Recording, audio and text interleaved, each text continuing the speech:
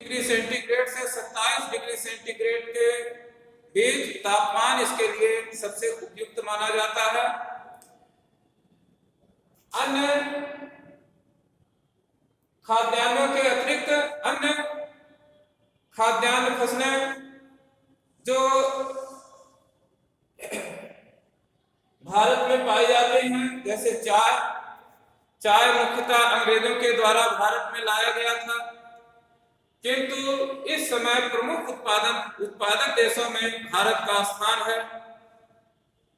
चाय पेय पदार्थ के रूप में पूरे देश में इस्तेमाल किया जाता है, पूरे विश्व में इस्तेमाल किया जाता है। भारत में पूर्वोत्तर क्षेत्र, विशेषकर असम, नागालैंड, त्रिपुरा, पश्चिम बंगाल आदि के क्षेत्रों में चाय का उत्पादन किया जाता है। चाय के पश्चात कॉफी का स्थान है। कहवा की फसलें भूमध्य रेखीय क्षेत्रों में पाई जाती हैं। तो इस प्रकार से केरल, कर्नाटक, आंध्र प्रदेश आदि के क्षेत्रों में, समुद्र तटीय क्षेत्रों में विशेष रूप से कहवा का उत्पादन किया जाता है। इसके पश्चात बागवानी की फसलें, हमारे देश में बागवानी की भी बहुत सारी फसलें होती हैं जिनका उत्पादन पूरे देश में होता है। आम, अमरूद के साथ साथ सेब, अंगूर,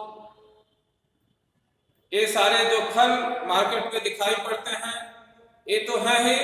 इनके साथ साथ जो सब्जियों की खेती की जाती है, विशेष रूप से पूरे विश्व का 13% सब्जी का उत्पादन हमारे ही देश में होता है। और भोजन के साथ साथ सब्जियों का प्रयोग अधिकांशतः सभी लोग करते हैं। सब्जियों में तमाम प्रकार की सब्जियां, आलू, टमाटर, प्याज, लहसुन आदि तमाम प्रकार की सब्जियां भारत में प्रयोग की जाती हैं और इनका उत्पादन क्षेत्र भी भारत है। अब अगली फसल के बारे में हम चर्चा करेंगे, जो खाने के लिए तो नहीं लेकिन अन्य कार्यों के लिए इनका उपज किया जाता है, जैसे रबड़ की फसल। यह उष्ण एवं उपोष्ण क्षेत्र में पाई जाने वाली फसल है।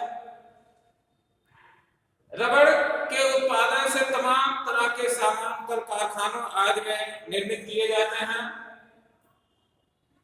रेशेदार फसलों में कपास का प्रमुख स्थान है। कपास मुख्यतः काली मिट्टी में इसका उत्पादन होता है, इसलिए महाराष्ट्र और गुजरात आदि का क्षेत्र सबसे उपयुक्त है जहां कपास की खेती की जाती है। इसे सूती वस्त्र उद्योग पूरा कपास पर ही निर्भर है। जूट भी हमारे देश में बहुतायत से होता है। जूट के द्वारा बोरियां, थैले और तमाम प्रकार के साधन बनाए जाते हैं। तो इस प्रकार